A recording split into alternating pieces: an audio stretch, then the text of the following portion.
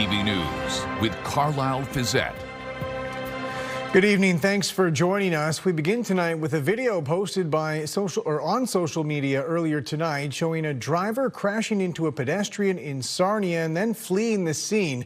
A warning before we show the video, some viewers may find it disturbing.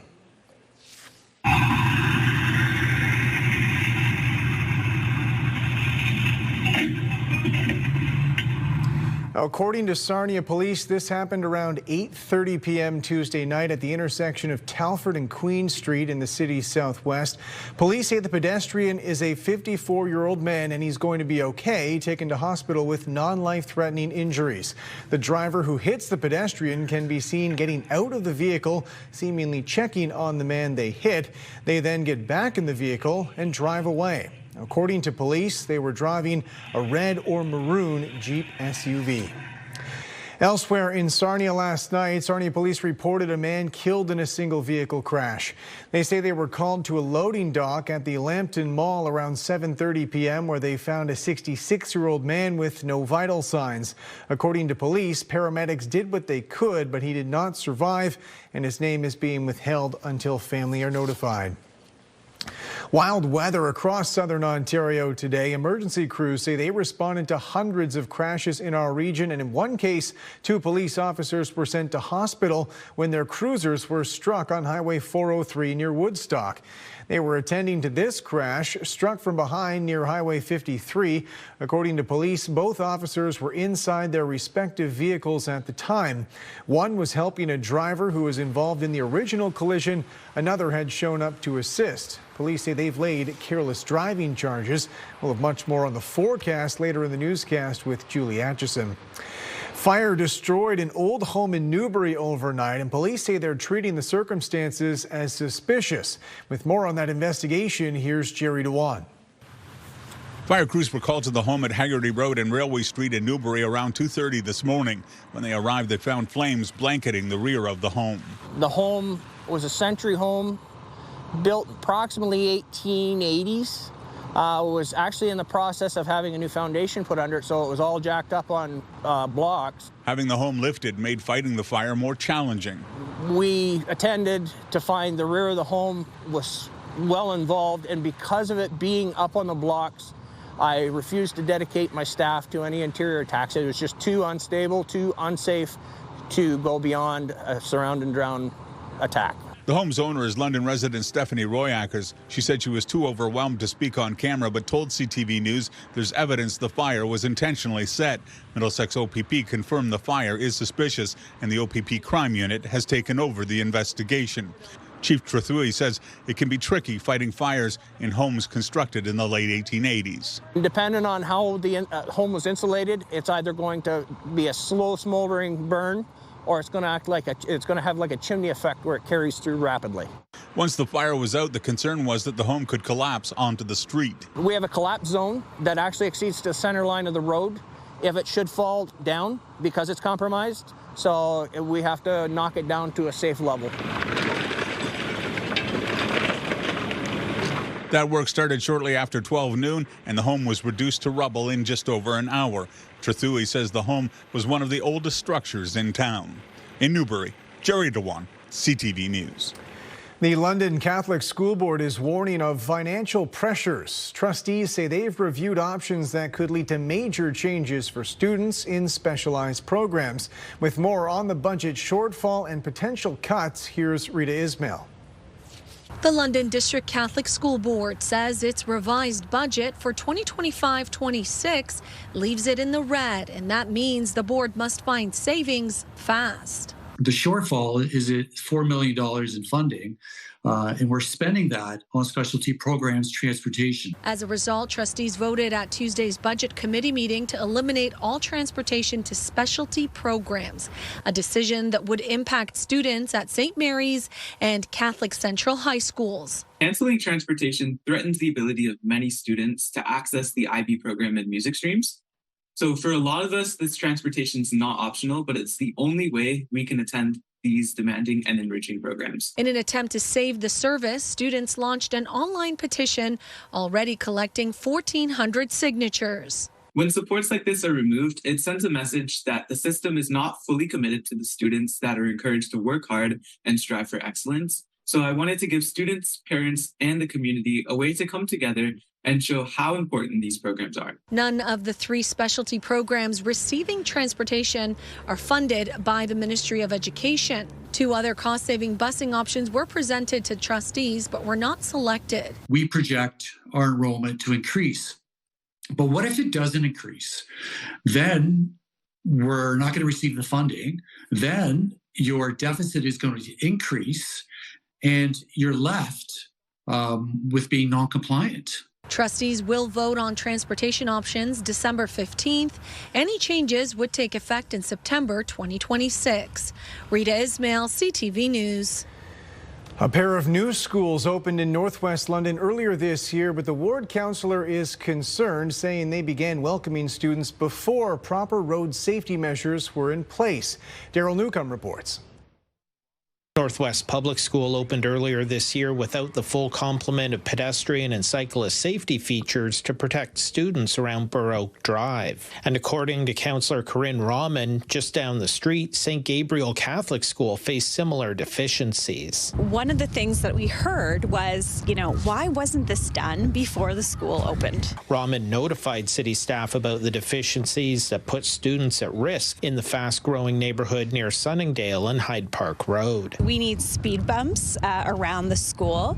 The way that the traffic flows with 700 kids may be different than a school that has 300 kids. We still opened the school with those concerns not addressed yet. On Monday, Rahman asked city staff what can be done in the future to ensure that road safety features are installed before schools open in new subdivisions. There's been ongoing dialogue just recently prompted out of this learning, but also other sites. We certainly want access to schools to be convenient and safe. Create the environment for kids and their parents to walk and cycle to school. We do that by making sure that traffic is calmed, that we have pedestrian crossovers, that we have appropriate signage. Rahman acknowledges the school locations on Burr Oak were chosen after the subdivision agreement was in place between the developer and city. She wants to ensure future subdivision agreements include language requiring traffic calming and other road safety features be in place at the right time. For residents, what they want to know is that these things will be in place beforehand, and we do that through good communication back and forth with the school. Updates to the traffic bylaw, including no stopping zones around Northwest Public School, will be considered by council next week. Daryl Newcomb, CTV News. Another player acquitted in the summer's World Junior Sexual Assault trial has signed a pro contract. Dylan Dubé has signed for Springfield in the American Hockey League, which is the minor league affiliate for the St. Louis Blues. The 27-year-old has not played in the NHL since 2024 with the Calgary Flames. He most recently played in the Russian Hockey League last season. A new Nanos poll is shedding light on the biggest financial pressures facing Canadians as the holiday season approaches. With more on the findings, here's Annie Bergeron-Oliver. The malls may be busy, but this year many Canadians are focused less on presents and more on presents. Me and all my friends make gifts for each other, and I feel like that makes it so much more lasting, and it's not like a cost worry thing in the holidays. This holiday season, economic anxiety is high. According to a new Nanos report, 42% of people rank grocery prices as their top financial concern. 17% say their biggest concern is personal debt. 16% housing costs, 8% job security, and just 8% say they have no financial concerns. You roll all that stuff up, and it's interesting, just paying for the groceries being the top concern that people think that they're going to have when it comes to 2026. So it's pretty basic. The financial stress being tied to uncertainty around tariffs and the high cost of living. If it was me, we'd be vegetarian, but I have good Canadian hockey players. They like their meat, milk, and cereal. And for those wishing for prices to come down, the Bank of Canada says that would actually be bad news. If we were to try to push the whole price level down, that would cause a severe recession in Canada. Nobody wants that. So what can Canadians do to help their financial future? Experts say try tracking where money is coming in and going out. some lifestyles aren't sustainable anymore. The things have just gotten really expensive. So what you want to do with those big purchases, I think, is either avoid them or delay them or partition them.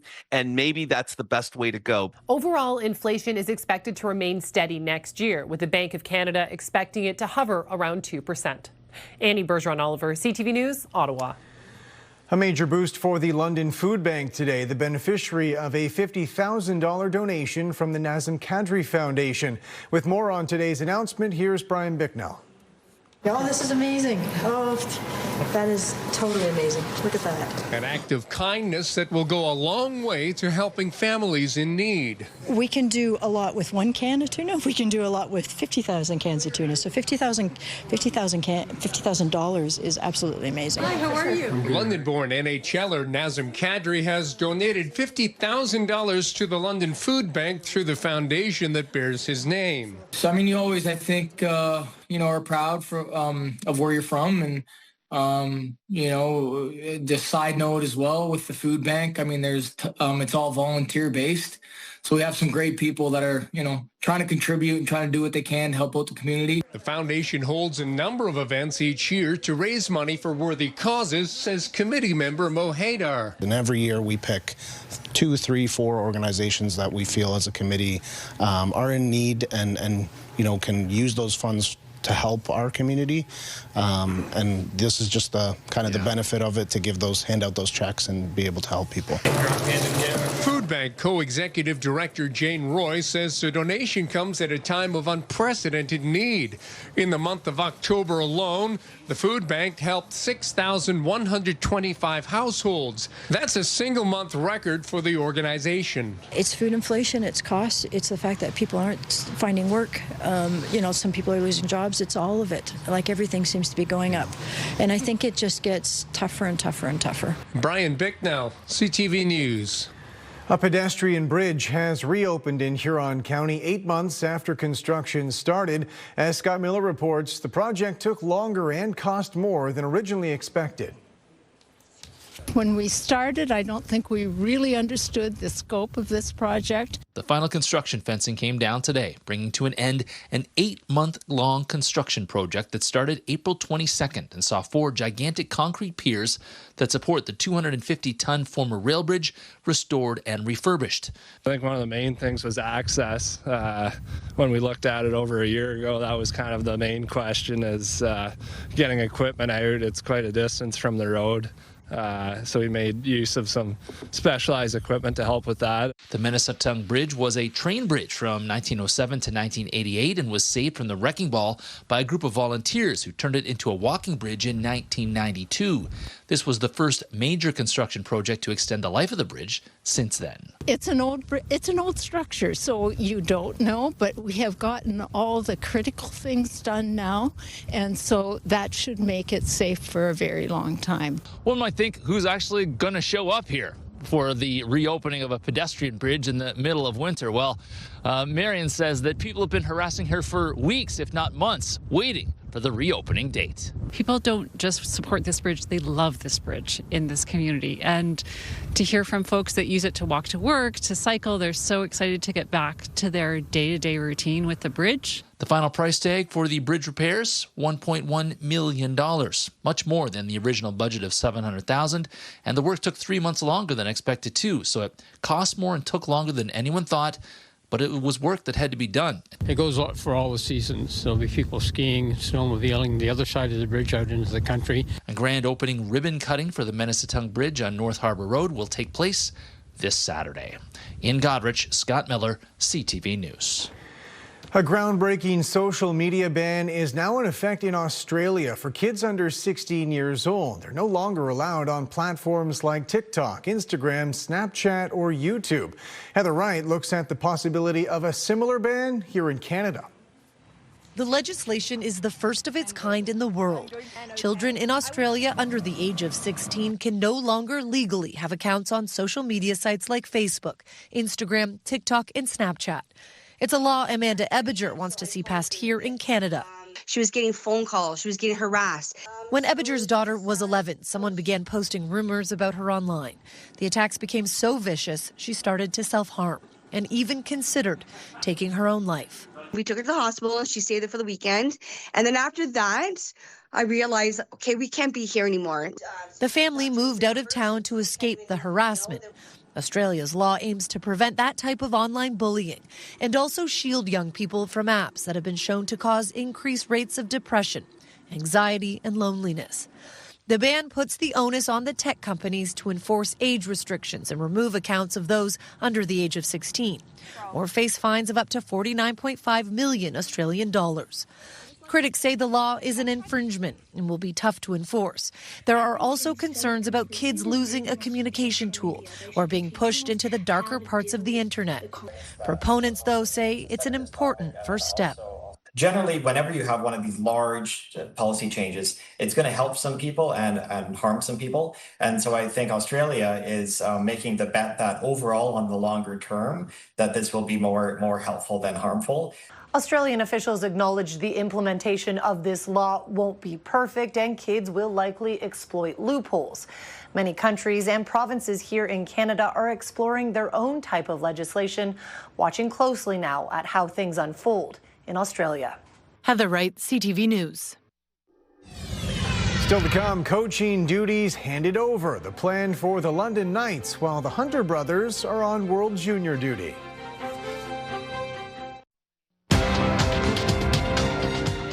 Strength in the financial and base metal sectors helped Canada's main stock index nudge upward today. In Toronto, the TSX gained 246 points. In New York, the Dow added 497, the Nasdaq up 78. The Canadian dollar gained a modest 0.05 of a cent today.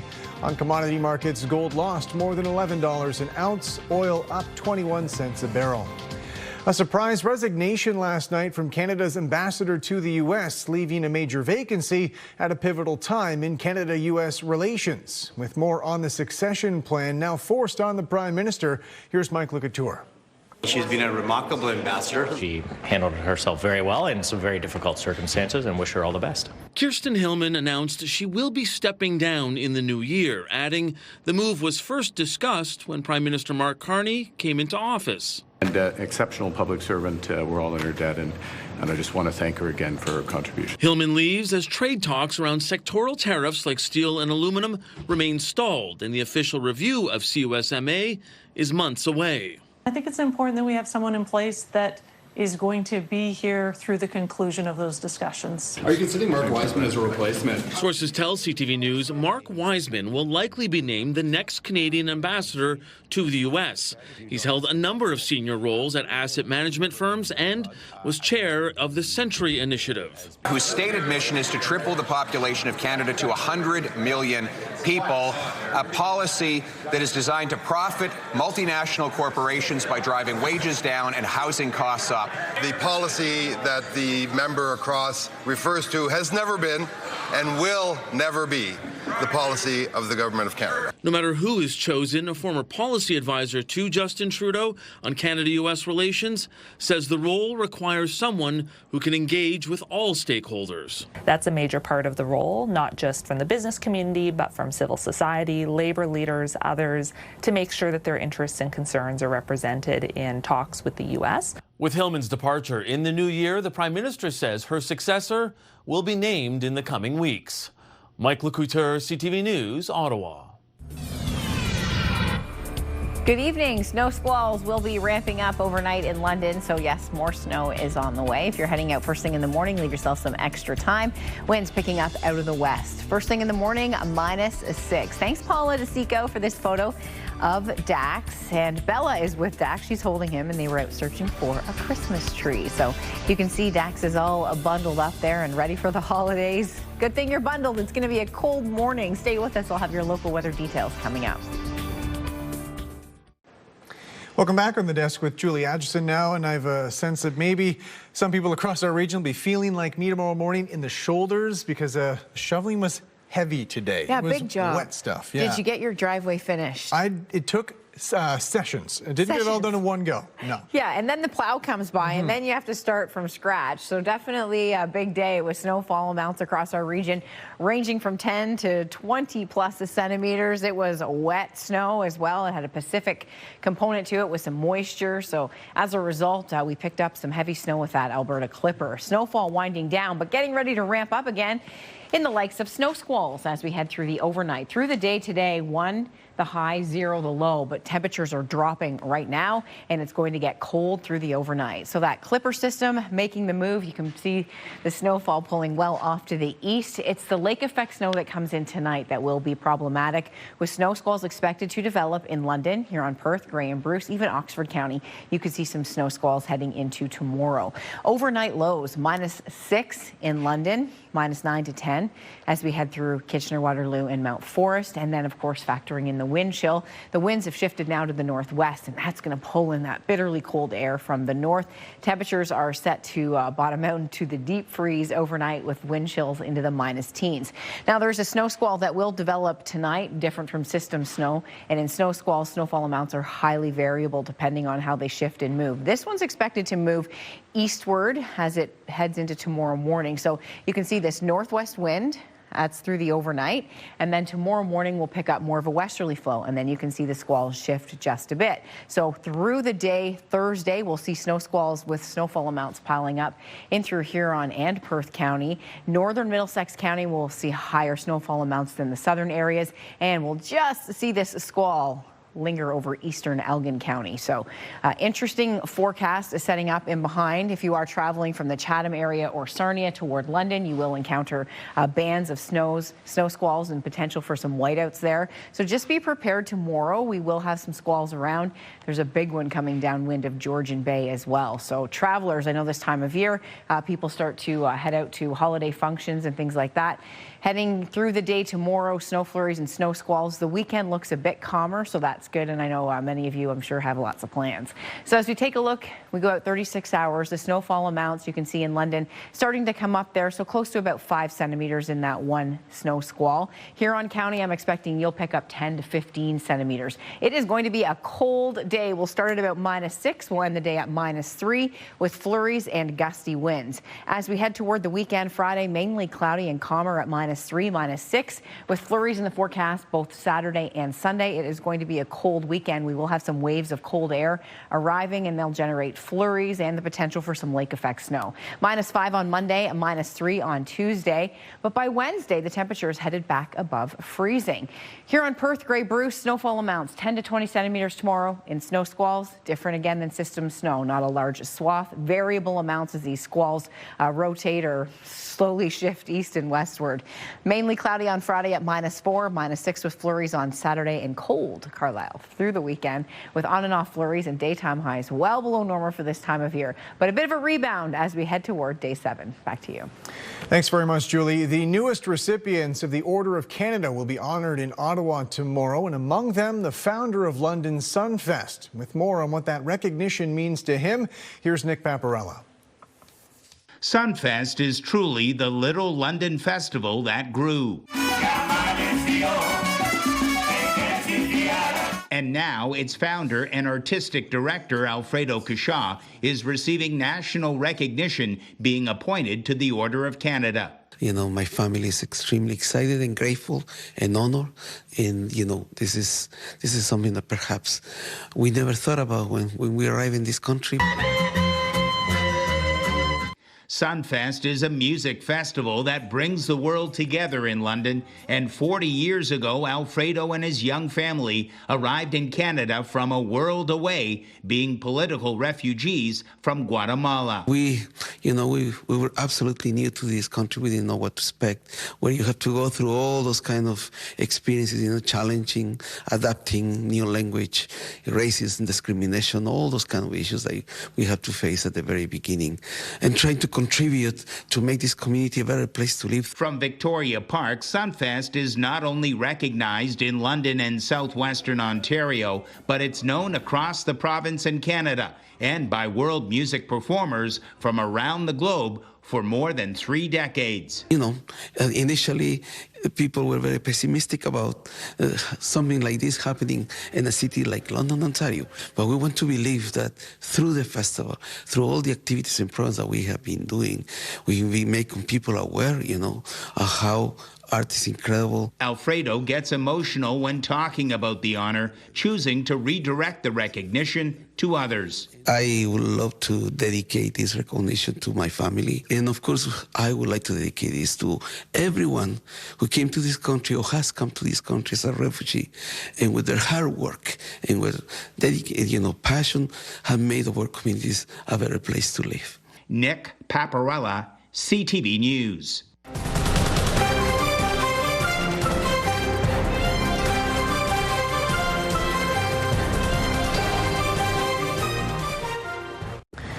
Finally tonight, with the Hunter brothers taking the reins for Canada's World Junior team, they won't be around to run the London Knights for a while. With more on the duo doing the job in the meantime, here's Brent Lale. When Dale Hunter leaves to coach Team Canada, his son and nephew will take the reins of the Knights. Dylan will be the head coach, while Rick Stedman will work with the defense. We just do it by how many years we've been here, so we've been a little bit longer. So, you know, we've all been together for a better part of 10, 12 years now. Dylan jokes that his experience leapfrogs him into the head coaching role. However, his cousin Rick is older. Not by much, so only by a couple days. So he was here a couple years before. Similarly to when Mark and Dale left to coach Team Canada in 2020, associate GM Rob Simpson will step onto the bench as a third coach. Dale has full confidence in handing the duties to his son. Been around hockey a long time. He knows what being around the guys a lot, and he knows what to do with the drills and how to run a bench. He gives us a lot of responsibility for sure. We do a lot of the interviews. He lets us do a lot of the systems on the ice and looking after the PK or the power play for Dylan. So yeah, we just got to step up and make sure we keep running things the same way. Dylan does aspire to be a junior hockey head coach. It's something he's talked about with his dad, but for now, he's happy in his current role. He's ready to root on his family while supporting Team Canada, and he even had a hand in scouting the initial 27-man roster. It's our pastime, all of ours, Canadians, right? I mean, Boxing Day games, and it's growing up watching it, all the different players. It's cool. It's nice to see. I got a better view on the whole CHL now. We've been watching tape for the last month. Yeah, there's a lot of guys to scout, so we just all watch tape together and then see who we all like and talk about it. It's big. There's some good teams coming in this tournament, so you never really know. Team Canada training camp begins Friday. Brent Lale, CTV News. And that's it for us. Thanks for watching. For all of us at CTV News London, I'm Carlyle Fiset. Have a good night.